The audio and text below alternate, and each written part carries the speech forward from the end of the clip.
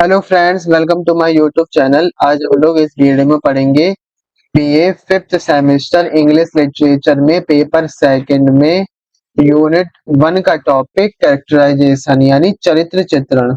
तो शुरू करते हैं। चरित्र चित्रण क्या होता है? Characterization is the process by which an author presents and develops the characters in a novel और story.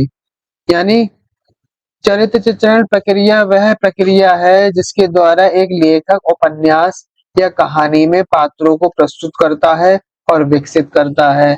It involves revealing the personalities, motivations and relationship of characters, making them feel real and believable to the reader.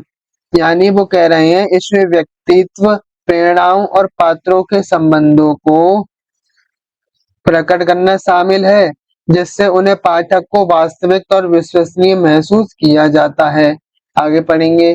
Characterisation is a critical aspect of story telling as it enables readers to connect with the characters, understand their actions and become emotionally invested in the story. यानी characterization यानी चरित्र चित्रण कहानी कहने का एक महत्वपूर्ण पहलू है, क्योंकि यह पाठकों को पात्रों से जुड़ने, उनके कार्य को समझने और भावनात्मक रूप से कहानी में अपने आप को सम्मिलित करने में सक्षम बनाता है। और there are two primary methods of characterization, direct and indirect. यानी कैरेक्टराइजेशन के दो प्राथमिक तरीके हैं, पहला है प्रत्यक्ष और दूसरा है अप्रत्यक्ष। अब इसमें देखते हैं डायरेक्ट कैरेक्टराइजेशन यानी प्रत्यक्ष चरित्र चित्रण। In this method the author explicitly tells the reader about a character's traits, background और अपीयरेंस। यानी इस विधि में लेखक स्पष्ट रूप से पाठक को चरित्र चित्रण के लक्षण, पृष्ठभूमि या उपस्थिति के बारे में बताता है। This information can be conveyed through the narrator's description और through the dialogue between characters. यानी यह जानकारी कथाकार के विवरण या वर्णों के बीच बातचीत के माध्यम से व्यक्त की जा सकती है।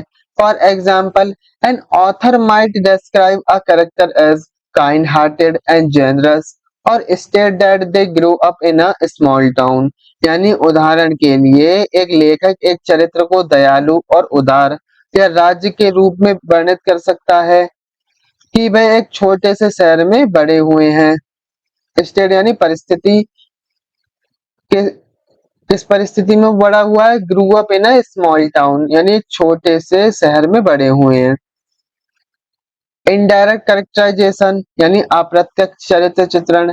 Indirect characterization involves revealing a character's personality through their actions, dialogue, thoughts and interactions with other characters. यानी अप्रत्यक्ष चरित्र चित्रण में उनके कार्यों, वार्तालाप, विचारों और अन्य पात्रों के साथ बातचीत के माध्यम से एक चरित्र के व्यक्तित्व को प्रकट करना शामिल है, जिसमें क्या होता है, instead of explicitly stating a character's traits, the author allows the reader to infer them based on the character's behavior and choices। यानी एक चरित्र के लक्षणों को स्पष्ट रूप से बताते हुए लेखक पाठक को चरित्र के व्यवहार और विकल्पों के आधार पर उन्हें अनुमान लगाने की अनुमति देता है। For example, a character's kindness might be shown by their willingness to help others in need, or their sense of humor might be demonstrated through witty banter। यानी उदाहरण के लिए चरित्र की दयालुता को आवश्यकता में दूसरों की मदद करने की इच्छा से दिखाया जा सकता है, या विनोद की भावना यानी हंसी की भावना को विनोदी बटर के माध्यम से प्रदर्शित किया जा सकता है, बेंटर के माध्यम से प्रदर्शित किया जाता है। ब्रिटी बेंटर यानी हास्य का या चालाकी का उसके उसके रूप में। Character development is another essential aspect of characterization. यानी चरित्र विकास चरित्र चित्रण का एक और आवश्यक पहलू है। Throughout the novel characters often grow and change as they face challenges, make decisions and learn from their experiences. यानी पूरे उपन्यास में पात्र अक्सर बढ़ते हैं और बदल जाते हैं क्योंकि उन्हें चुनौतियों का सामना करना पड़ता है, निर्णय लेते हैं और उनके अनुभवों से सीखते हैं। This character development of character arc is crucial for creating a dynamic and engaging story. यानी यह चरित्र विकास या चरित्र चाप एक गतिशील और आकर्षण कहानी बनाने के लिए महत्वपूर्ण है। आगे पढ़ेंगे।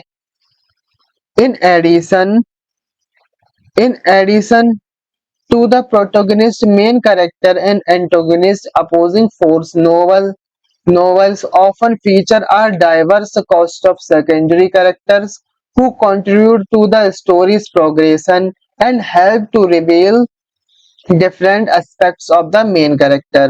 यानी नायक जो मुख्य पात्र होता है, हीरो, और प्रतिपक्षी प्रोटोगनिस्ट जो होता है, एंटोगनिस्ट प्रतिपक्षी जो विरोधी शक्ति के अलावा उपन्यासों में अक्सर माध्यमिक पात्रों की विविध भूमिका होती है जो कहानी की प्रगति में योगदान करते हैं और मुख्य पात्रों के विभिन्न पहलुओं को प्रकट करने में मदद करते हैं। यानी जो एंटोगनिस्ट होता है और जो और भी जैसे साइड के कैरेक्टर्स होते हैं वो किसकी विशेषता और किसके पहलुओं को उजागर करने के लिए सहायक होते हैं, मुख्य पात्र को प्रोटोगनिस्ट की सहायता करने के लिए वो बनाए जाते हैं या उनकी सहायता से मुख्य चरित्र की हमें विशेषता और उसके पहलू पता लगते हैं। These secondary characters can be friends, family members, rivals, or even symbolic figures who embody specific ideas or themes। यानी ये गौण पात्र मित्र, परिवार के सदस्य, प्रतिद्वंदी, यहाँ तक कि प्रतीकात्मक व्यक्ति भी हो सकते हैं जो विशिष्ट विचारों या विषयों को मूर्त रूप देते हैं। आगे पढ़ेंगे। Here are some of the most common types of characters found in novels। यानी यहाँ उपन्यासों में पाए जाने वाले कुछ सबसे सामान्य प्रकार के पात्र हैं जिसमें कौन कौन से हैं। जैसे प्रोटोगनिस्ट एक नायक होता है। The main characters of the story who typically undergoes a significant transformation over the course of the pilot, they are often the hero or heroine of the story। यानी कहानी का मुख्य पात्र जो आमतौर पर कथानक के दौरान एक महत्वपूर्ण परिवर्तन से गुजरता है वे अक्सर कहानी के नायक या नायिका होते हैं। यानी उन्हीं के साथ घटनाएं घटित होती हैं, वो ही सबसे ज्यादा दिखाए जाते हैं ये सब चीजें। एंटोगनिस्ट एंटोगनिस्ट वो होता है विपक्षी यानी प्रतिपक्षी, द्वंद्वी। The character who opposes or creates conflict for the protagonist, they can be a person, an idea or an external force। यानी वह पात्र जो नायक का विरोध करता है या उसके लिए संघर्ष पैदा करता है वे एक व्यक्ति या विचार या कोई भारी शक्ति हो सकते हैं। मेजर कैरेक्टर मुख्य पात्र इसमें कौन कौन है। Major characters play significant roles in the story and have a considerable impact on the plot. यानी मुख्य पात्र या प्रमुख पात्र कहानी में महत्वपूर्ण भूमिका निभाते हैं और कथानक पर काफी प्रभाव डालते हैं। They are often well developed with distinct personalities and motivations. यानी वे अक्सर विशिष्ट व्यक्तित्व और प्रेरणाओं के साथ अच्छी तरह से विकसित होते हैं। Major characters can be friends, family members और राइवल्स ऑफ द प्रोटोगनिस्ट। यानी प्रमुख पात्र नायक के मित्र, परिवार के सदस्य, प्रतिद्वंदी हो सकते हैं। आगे पढ़ेंगे। माइनर कैरेक्टर माइनर यानी बहुत छोटे पात्र। Minor character have a smaller role in the story and are less developed than major characters. यानी कहानी में छोटे पात्रों की भूमिका छोटी होती है और वे प्रमुख पात्रों की तुलना में कम विकसित होते हैं।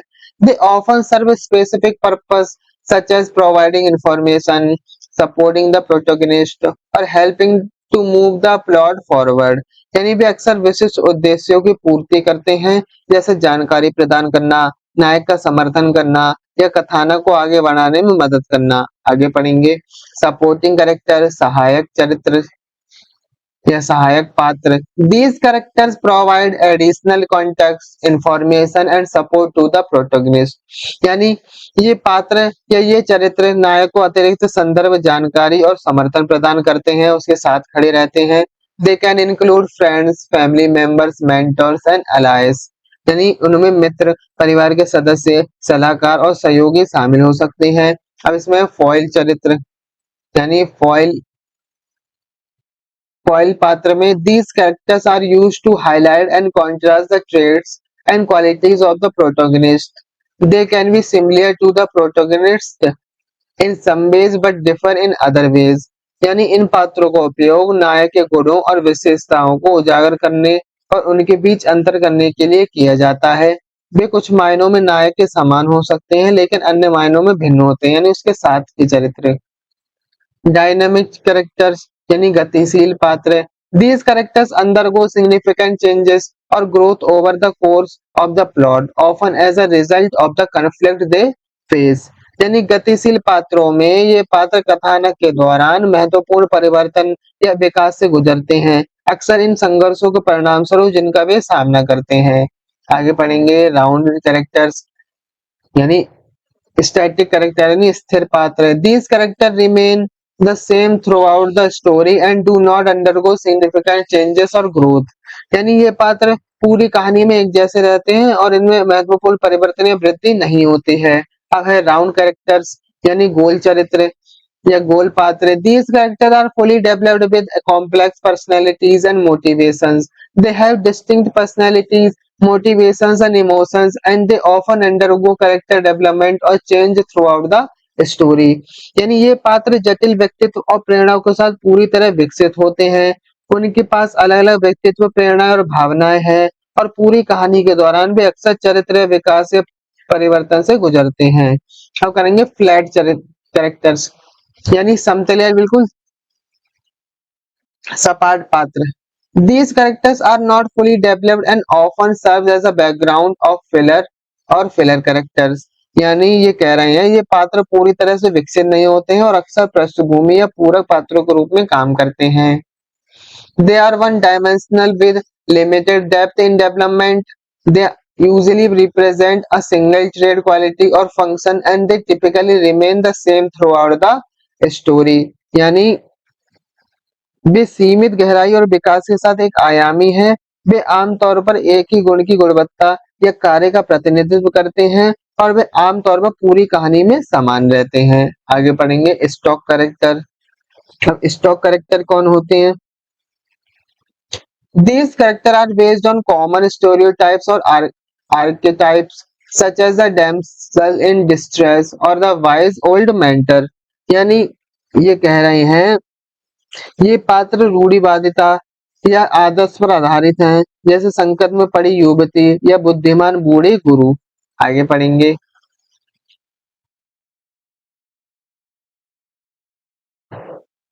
इन कंक्लूजन उपसंहार में हम क्या देखते हैं? Characterization is a vital component of a successful novel.